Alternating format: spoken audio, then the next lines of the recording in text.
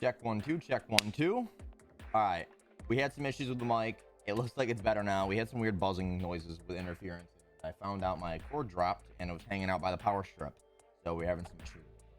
We're all good now. Let's get started with this, guys. Welcome on in. My name is Sledge315. I am your game culture king. Today we got some more news coming right at you. Video gaming news, not normal news. You guys aren't here for that.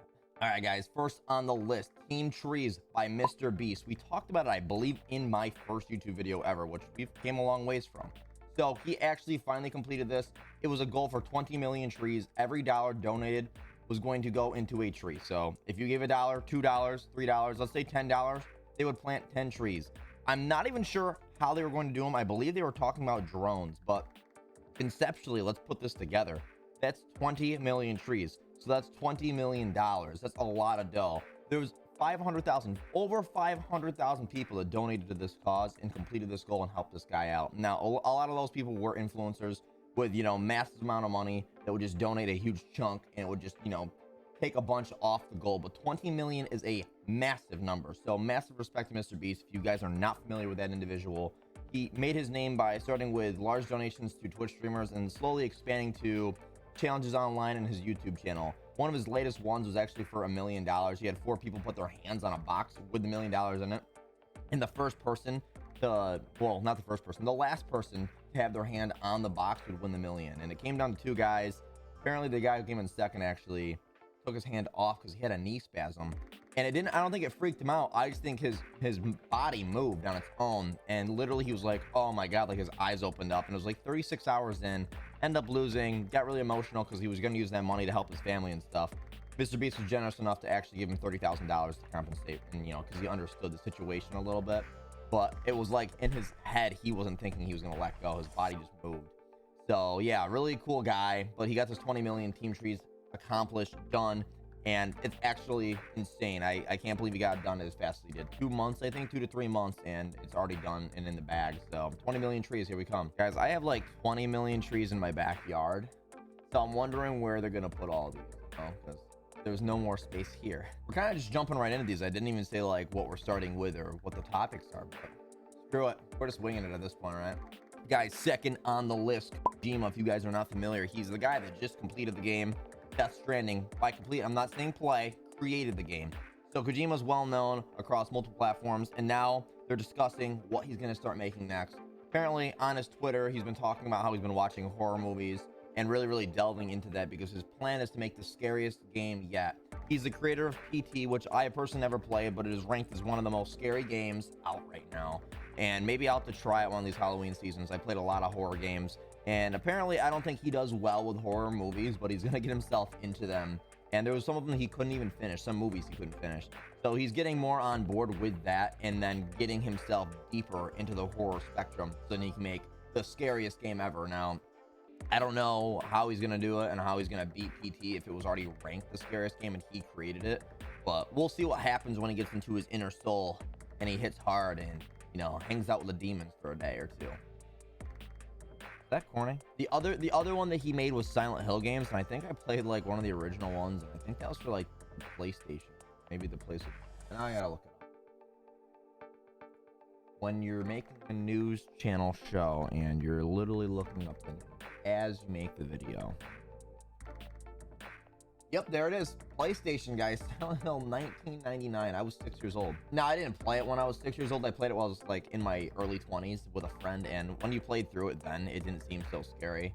I mean, there was parts that were like, well, that is kind of freaky. That's kind of weird. But with where technology and graphics have come, it's totally a different game now. So I'm really excited to see what he drops. You guys let me know what you guys think he's going to do to beat out PT, especially if you played PT. Bada bing, bada boom. It's the Christmas season. Literally in like, what, 2 days? 2-3 days from when this video comes out. I record these a day early, so Wednesday, so 3 days from now, even though I'm talking for myself in the future here, Christmas comes out. And in regards to that, Fortnite had a Christmas event, is having a Christmas event. It's still going on, and it's the 14 days of Christmas. I believe that's what they called it last year as well, but this year they did a little different stuff in regards to it. There's a hut. It's the Crackshot's house. If you guys aren't familiar with him, he's basically a nutcracker. They gave him 3 variants to his skin, which is really cool. And basically, you go into this little area and you pick out gifts, and it's cool. You can kind of shake them, hear what's inside of them, kind of guess what you're going to get, and then open it up. And there's a bunch of stuff. I'm not going to ruin what they are. If you guys are curious, you can go online, you can look them up. I already did, but I don't want to ruin it for you. All I will say is there's something for everyone in regards to things that you get. So there are banners, there are soundtracks, there are skins, there are pickaxes, all that stuff. There's even a glider, and some of the stuff is even themed after the Star Wars movie because they actually did a collaboration with Star Wars for Fortnite, which is really, really cool. And Kylo Ren actually just came out Friday. So that's really cool as well. If you are a huge Star Wars fan, I would definitely peep Fortnite, even if you don't play it that much, and pick up these skins while they last, because last I knew, any of these special events and the features, they don't bring them back. So I picked up John Wick, and now I feel like maybe deep down in my heart, I should probably grab Kylo Ren. I should buy Kylo Ren. For all the memes, I was just hoping there was a variant of him without a shirt on. You know what I'm talking about. You guys know. My girlfriend did not, but you guys know what I'm talking about. I'll drop it right here. So yeah, in breakdown of that, every single day that you come back to Fortnite, you can open another gift. Now, don't worry if you are late to the game or late to the party or late to the Christmas season festivities. You can go in and you can open up the gifts over time so they accumulate for you. So, you know, if you go in on the 14th day, let's say, you could open all 14 gifts, bang, bang, bang, right down the row. Or you could just make an event out of it, and every single time you get on the game, open up the gifts that you have available. So don't worry about it too much. You didn't miss the chance to, you know, get a few of the skins or a few of the pickaxes. It seems like they're giving them to everyone, and I think it's really cool to give back, especially with Fortnite. They make so much money, so it's like, hey, if there's a kid that can't afford money, or, you know, the parents are like, hey, we can't buy these skins, we've already spent a bunch of money on gifts for the family and friends. Like, this is cool because it's just a bunch of free stuff, and it's the same as, like, everyone's getting the same stuff, but, you know, at least you can mix it up a little bit. And I know there are 2 skins in this, so it's not like everyone's going to be near identical, if that makes sense. It's going to be like 50-50 or more popular. Moving on to number 4. We're talking about Half-Life again, guys. I talked about it in one of the other videos, but I actually just watched the video, and I have to give them credit, and I'll have to drop a link down here in the description area of them testing the game out. And it looks like they got about 30 minutes of gameplay. I think they actually played for longer than 30 minutes, but I think in the video they were just kind of expressing it was like a 30-minute trial, and they couldn't give any spoilers in terms of plot, but they did talk about some mechanics and talking about headsets that work and which ones won't. Now, this is probably one of the most accurately built VR games right now that's going to be on release. A lot of the other games that I've heard aren't really that good. They kind of make you like motion sick, and this one might do the same in terms of motion sickness, but mechanically put together, it's really well put together, and it's super sound. So apparently you're going to want to get a good headset. So not every VR headset's going to work well with this game. They're talking about comfort. The game is about a 15-hour campaign. So they're saying any with a top strap are really good for this. And the one that they were talking about was the Valve headset. And I'm wondering if that's just like a marketing ploy. But nonetheless, I mean, Valve is making the game. So I guess if they're making a headset, they're probably going to make sure that they entwine pretty well. Oculus Rift is another one that is viable. They say it's good, but one of the things that you need accuracy on is actually the motion controls within your controllers and your hands, because the one thing they were talking about in emphasis, and I don't know if it's because there's a lot of that going on in terms of this VR, or is just like the one thing that took the most notice to, is the reloading aspect of the game. Apparently you have to pull clips off your shoulder and then into your gun, and then all the like actual mechanics of reloading a gun are included in it. And so basically it sounds like these controllers need to be very accurate dependent, so look forward to that, but also be weary that you're going to probably need a good VR headset. Oculus Rift, like I said, it's one of the more popular ones, and it's one of the cheap ended VRs, so I think that's going to be the best for consumers to pick up unless you want like the best experience. So yeah, most people are going to be safe, but might be something to consider if you guys are thinking about picking this game up. It looks really good, and it's like making me almost want to get a VR, even though I know how early stage VR is and how many bugs there are and how many people are face planting because not environmentally aware of their living room when they got a headset on. So I really want to reel the one of the guy that was mountain climbing. I don't know if you guys know what I'm talking about. He's like mountain climbing and he literally falls over. So I think it was in a Microsoft store is the best part. It wasn't even in his house, dude. It was like on a video someone recorded, and he was in a Microsoft store. I have to find it. I'll have to find it and put it over because it's freaking hilarious. Man, I'm just thinking of all the content I can create with VR, you know, just in my setup, and just set a camera up, and all the accidents that are about to happen. Exciting stuff. Speaking of, guys, I didn't even think about it. My Twitch channel. I'm talking about streams because I actually stream full-time on Twitch, guys.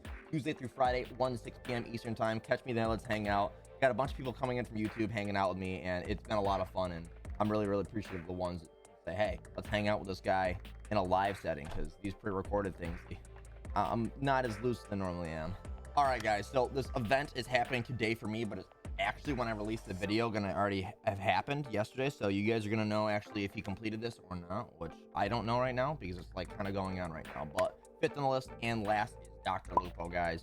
He actually does fundraisers very frequent for charity, and last year he did one for St. Jude's Hospital, $600,000 raised. Now this year he's aiming for $2 million.